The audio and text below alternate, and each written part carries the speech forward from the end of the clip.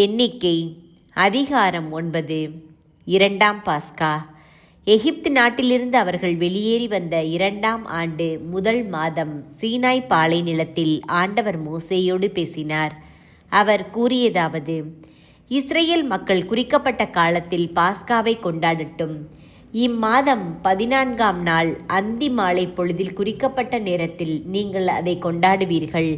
அதன் எல்லா விதிமுறைகளின்படியும் எல்லா ஒழுங்குகளின்படியும் நீங்கள் அதை கொண்டாட வேண்டும். அவ்வாறே பாஸ்காவை கொண்டாடும்படி மோசே இஸ்ரேல் மக்களிடம் கூறினார். அவர்கள் முதல் மாதம் 14ஆம் நாள் அந்தி மாலை பொழுதில் சீனாய் பாலை நிலத்தில் பாஸ்காவை கொண்டாடினார்கள்.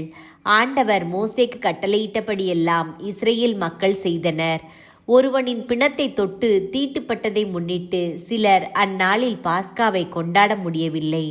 அவர்கள் அந்நாளில் மோசேயிடமும் ஆரோனிடமும் வந்தனர். அந்த ஆள்கள் மோசேயிடம், ஒருவனின் பிணத்தை தொட்டதால் நாங்கள் தீட்டுப்பட்டிருக்கிறோம்.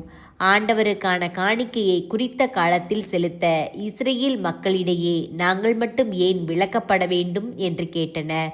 அவர் அவர்களிடம், உங்களை பற்றி ஆண்டவர் இடும் கட்டளை என்னவென்று நான் கேட்டறியும் வரை பொறுத்திருங்கள் என்றார். ஆண்டவர் மோசேயிடம் கூறியது: இஸ்ரேல் மக்களிடம் சொல், உங்களிலும் உங்களுக்கு பின்வரும் தலைமுறைகளிலும் எவனாவது ஒரு பிணத்தை தொட்டு தீட்டுப்பட்டிருந்தால் அல்லது நெடும் பயணத்தில் ஈடுபட்டிருந்தால் அவனும் ஆண்டவருக்கு பாஸ்காவை கொண்டாட வேண்டும். 2ஆம் மாதம் 14ஆம் நாள் அந்தி மாலை பொழுதிலேயே அவர்கள் கொண்டாட வேண்டும். அவர்கள் புளிப்பற்ற அப்பத்தோடும் கசப்பான கீரைகளோடும் அதை உண்பார்கள். அவர்கள் காலை வரை எதையும் மீதி வைக்கவோ அதன் எலும்பு எதையும் முறிக்கவோ கூடாது.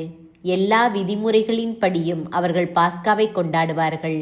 ஆனால் ஒருவன் தீட்டுப்படாதிருந்தும் பயணத்தில் ஈடுபடாதிருந்தும் பாஸ்காவை கொண்டாடாது ஒதுங்கி இருந்தால் அவன் தன் மக்களிலிருந்து விலக்கப்படுவான். ஏனெனில் அவன் ஆண்டவருக்கு உரிய காணிக்கையை குறித்த காலத்தில் செலுத்தவில்லை. அந்த ஆள் தன் பாவப்பழியை சுமப்பான். உங்களோடு தங்கியிருக்கும் வேற்றினத்தவன் ஒருவன் ஆண்டவருக்கு பாஸ்காவை கொண்டாட விரும்பினால் பாஸ்காவின் விதிமுறைகள் ஒழுங்குக்கேற்ப அவன் செய்ய வேண்டும். வேற்று நாட்டவனுக்கும் சொந்த நாட்டவனுக்கும் இருக்க வேண்டியது ஒரே விதிமுறையே.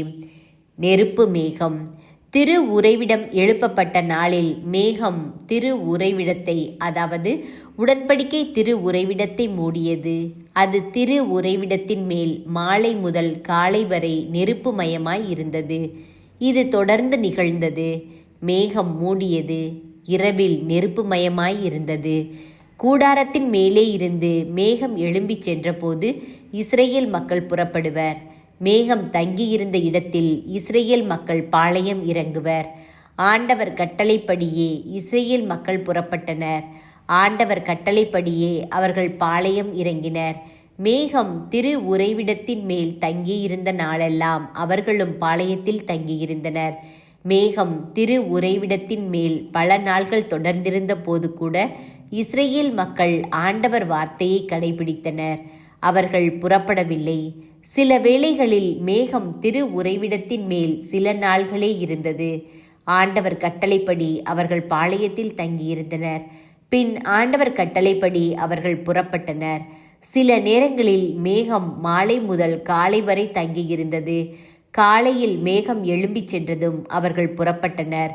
2 நாள்கள் மட்டுமோ 1 மாதம் அல்லது அதற்கு மேற்பட்ட நாள்களோ மேகம் திரு உறைவிடத்தின் மேல் தொடர்ந்து தங்கியிருந்தால் இஸ்ரேல் மக்களும் பாளையத்திலேயே தங்கியிருந்தனர். அவர்கள் புறப்படவில்லை. ஆண்டவர் கட்டளைப்படியே அவர்கள் பாளையம் இறங்கி ஆண்டவர் கட்டளைப்படியே அவர்கள் புறப்பட்டு சென்றனர். ஆண்டவர் மோசே வழியாக கட்டளையிட்டபடி அவர்கள் ஆண்டவர் வார்த்தையை கடைபிடித்தனர்.